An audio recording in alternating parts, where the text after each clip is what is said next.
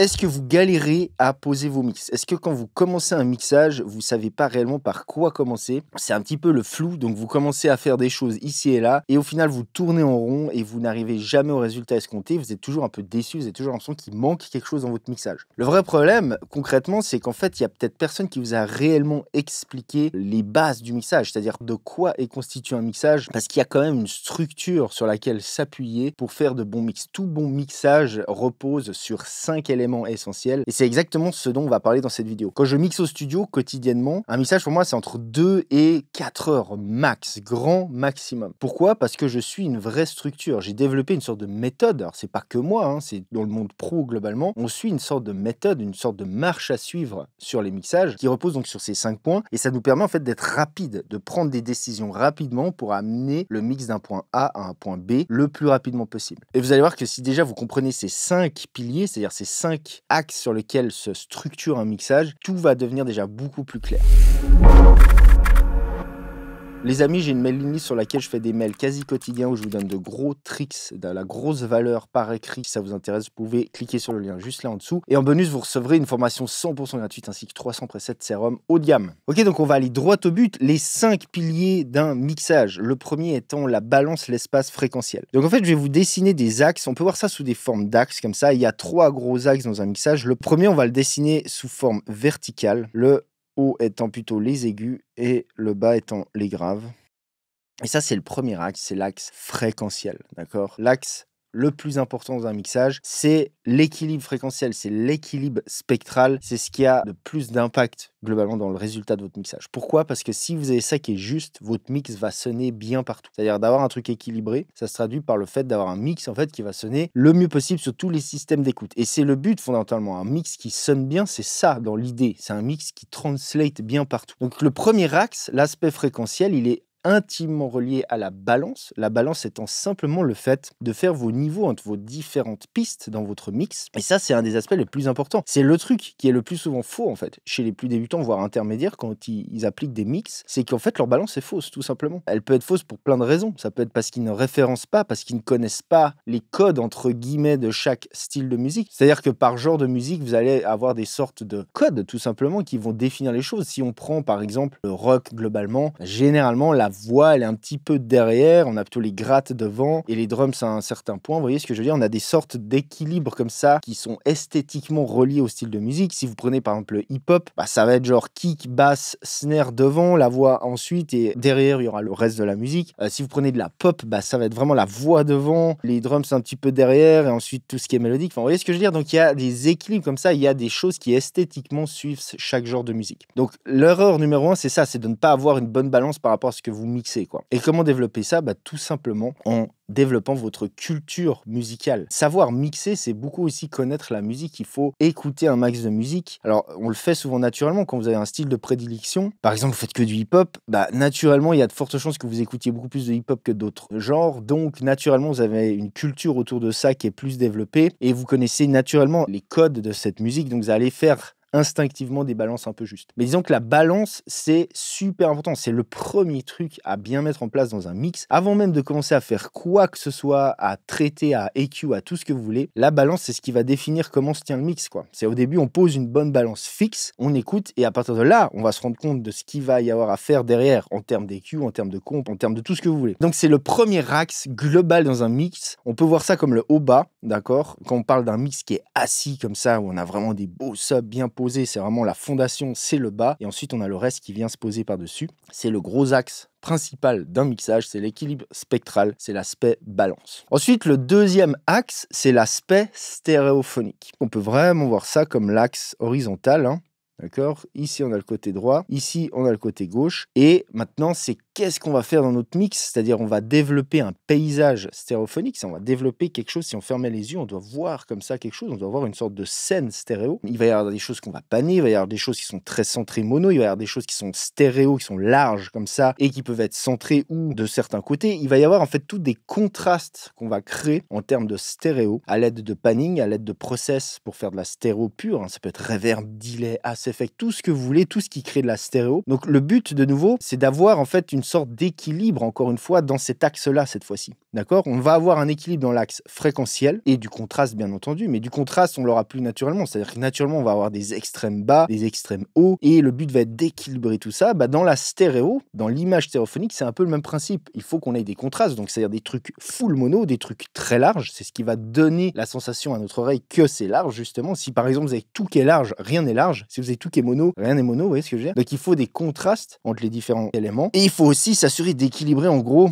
hein, de pas avoir trop d'éléments qui prennent d'un côté par rapport à l'autre, sinon ça va décentrer le mix. Donc il y a aussi tout un équilibre à faire dans ce sens-là. Ça, c'est le deuxième grand axe, c'est l'axe stéréo. Et le troisième grand axe, c'est comme dans la vraie vie, hein, c'est l'axe profondeur qu'on va dessiner comme ça. Et donc ça, c'est l'axe un peu plus compliqué, qui vient un peu après coup, je dirais, quand on commence à mixer, parce que ça demande un peu plus de technique pour faire une vraie sensation de profondeur, spécialement actuellement où en fait tout sonne très loud. Le plus on fait des mixages qui sonnent denses, donc loud, le plus c'est compliqué en fait d'obtenir cette profondeur en même temps. Donc ça demande en fait un peu plus de skills, mais disons que dans l'idée c'est le même principe pour les deux autres grands axes. On veut du contraste, on veut des éléments qui soient ultra in your face devant, et on veut aussi des éléments qui sonnent très loin, qui sonnent vraiment distincts, et de créer un max de profondeur, un max en fait d'effet 3D entre guillemets. Donc l'effet 3D il est aussi sur le côté gauche-droite, hein, stéréo, c'est un petit peu relié, et bien entendu tous ces axes sont intimement reliés, c'est-à-dire qu'on peut influencer sur la profondeur via la balance, on peut influencer sur l'effet stéréo via la profondeur, etc. Donc, ok, on est bien d'accord, mais là, je vous explique, je vous décortique ces grands axes qui sont vraiment importants à comprendre. Donc, rien que le fait de les connaître et de quand vous attaquez un mix, de vous dire, ok,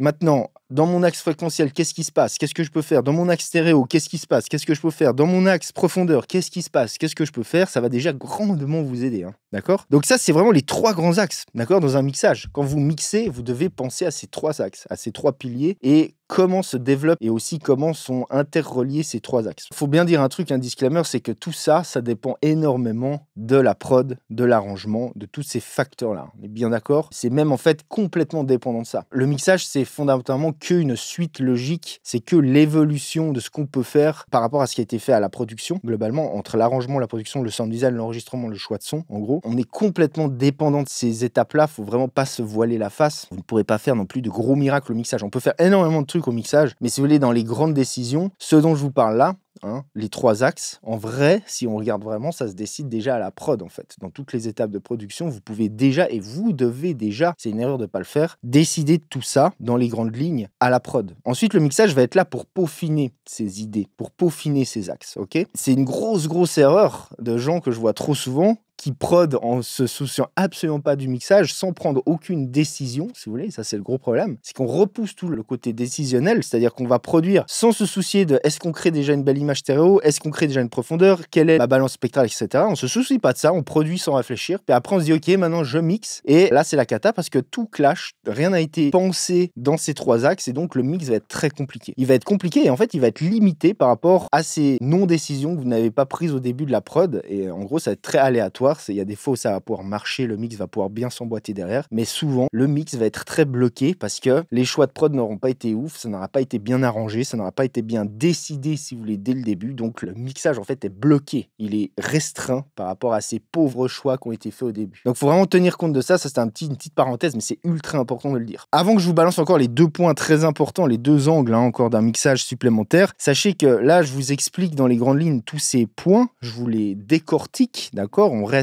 très sur les bases comme ça. Et bien entendu, chacun de ces points est bien complexe. C'est-à-dire qu'on peut rentrer dans le détail vraiment de ouf. Si vous voulez vraiment vous former là-dessus, sachez que je viens de sortir ma formation qui s'appelle Mixage Ultimate, où là, pour le coup, vous allez voir en détail tous les axes d'un mixage et en plus, ramener à ça une méthode spéciale qui vous permet justement d'attaquer n'importe quel mixage dans n'importe quel genre de musique de manière structurée, logique, et vous pourrez donc attaquer n'importe quel mix, le construire de manière rapide et efficace pour aller droit au but et surtout le plus important, en gardant l'esprit, la vibe, en gardant ce petit truc qui se passe à la prod, qui trop souvent est perdu dans le mixage après coup parce que les gens se perdent dans la technique et vont beaucoup trop loin dans des détails insignifiants et ils perdent l'essence même artistique du prod. Et ça, c'est le côté le plus important quand on mixe, c'est de garder cette vibe, de garder ce truc qu'on avait à la prod et de pas le perdre. Et pour ça, il faut structurer, il faut appliquer une sorte de méthode qui va vous aider en fait à prendre les bonnes décisions dans le bon ordre et surtout assez rapidement. Parce que le plus vous faites les choses rapidement, le plus vous gardez bien le recul et la vraie vibe originale du morceau. Donc si ça vous intéresse vraiment de vous former en profondeur là-dessus, je vous mets tous les liens dans la description. En ce moment, la formation est en offre de lancement, donc vous pouvez l'avoir à un prix vraiment réduit. Si ça vous intéresse, dépêchez-vous parce que ce ne sera pas le cas pendant longtemps. Il reste environ une petite semaine avec l'offre. Après, elle repassera full price. Encore une fois, je vous fous tout en dessous si vous êtes intéressé. Un grand pilier du mixage, c'est l'aspect dynamique. C'est l'aspect gérer ces micros, ces macrodynamiques. Pour faire simple, les microdynamiques, c'est les petits changements de dynamique sur des courts laps de temps. Les macrodynamiques, c'est les changements de dynamique sur des grands laps de temps. Typiquement, entre l'intro, le chorus, etc. Vous voyez, entre les différents passages comme ça des tracks, on doit gérer la dynamique dans un mixage. Ça fait grandement partie du son. Et il y a aussi un côté esthétique relié à ça. Typiquement, les genres qui sonnent un petit peu dense, loud et compagnie sont très reliés, en gros, à des pratiques et des manières de gérer la dynamique bien spécifiques. Donc, ça fait aussi partie d'un mixage. Il faut dire un truc aussi, c'est que l'aspect dynamique est hautement relié aux autres aspects. C'est-à-dire que typiquement, pour contrôler votre balance spectrale de votre mix, souvent, on peut y arriver via des traitements spectraux, c'est-à-dire EQ et compagnie, mais le plus souvent aussi, on y arrive via des traitements dynamiques. Je vous donne un exemple bête. Vous avez une voix qui est très dynamique. Le fait de la compresser va certes gérer sa dynamique, mais va aussi aider à ce qu'elle reste plus balancée fréquentiellement parlant. Parce que peut-être que les moments un peu dynamiques dans la voix sont peut-être tout le temps les mêmes fréquences qui spike un peu plus que les autres, et le fait de juste compresser ça va faire que, à la fois dynamiquement, mais à la fois spectralement parlant, l'ensemble va être plus maintenu, va être plus constant, va être plus dense comme ça d'une certaine manière, et du coup va mieux tenir dans le mix. Donc ça passe bien entendu par l'apprentissage et l'utilisation d'outils comme des compresseurs, limiteurs, clippers, etc., mais aussi des choses toutes bêtes comme simplement faire des automations de gain. La plupart du temps, c'est en restant simple qu'on obtient les meilleurs résultats. C'est peut-être pas tout le temps les manières les plus rapides d'y arriver, mais c'est bien souvent les manières les plus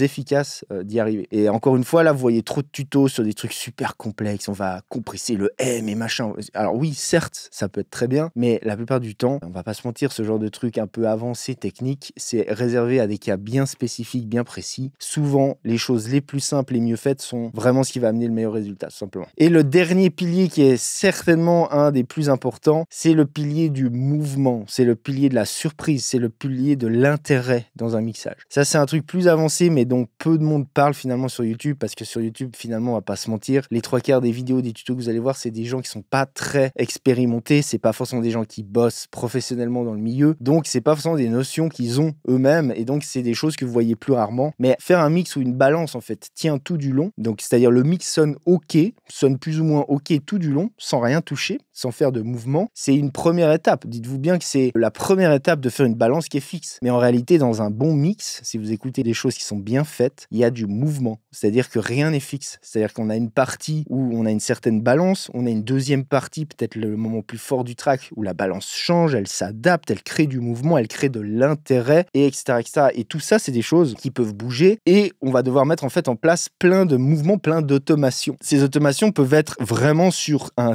tas d'éléments différents. C'est pas uniquement faire des automations de volume et de gain. Ça, c'est très basique, ça marche très bien, mais souvent, on fait des automations sur des choses en stéréo, on fait aussi du mouvement dans la stéréo. En fait, on va faire du mouvement, si vous voulez, sur les 3 axes. C'est-à-dire qu'on va faire du mouvement sur l'axe fréquentiel, on va faire du mouvement sur l'axe stéréo, largeur, etc. Et on va aussi faire du mouvement sur l'axe profondeur. Un bon mix, c'est quelque chose où il y a des choses qui se passent et qui bougent en profondeur. Peut-être qu'un élément est in your face sur une phase du morceau, mais sur la partie d'après, cet élément repart un peu derrière et c'est un autre élément qui revient devant. Vous voyez ce que je veux dire? Et encore une fois, l'axe fréquentiel, l'axe stéréo, l'axe profondeur sont interreliés parce qu'on va se servir des 3 la plupart du temps pour obtenir ce qu'on veut. Donc ça, c'est un petit peu la partie un peu plus avancée d'un mixage, mais c'est une partie qui est ultra importante. C'est ce qui va, en gros, faire beaucoup la diff entre un truc qui sonne OK, qui sonne bien, parce que finalement, en fait, quand vous avez un peu d'expérience, faire un truc qui sonne bien, c'est pas compliqué de faire un truc qui sonne bien. La différence, elle va se faire entre un truc qui sonne bien et un truc qui est genre waouh, ou genre vraiment vous écoutez, et là, on parle même plus de bien sonner, on parle juste du ressenti, genre il y a un truc qui se passe à tous les niveaux, et c'est ça dont je vous parle. Et ça, c'est un axe du mixage qui est trop souvent négligé, qui a même plein de personnes en fait qui ne connaissent même pas, ils sont même pas genre au courant et ils s'en occupent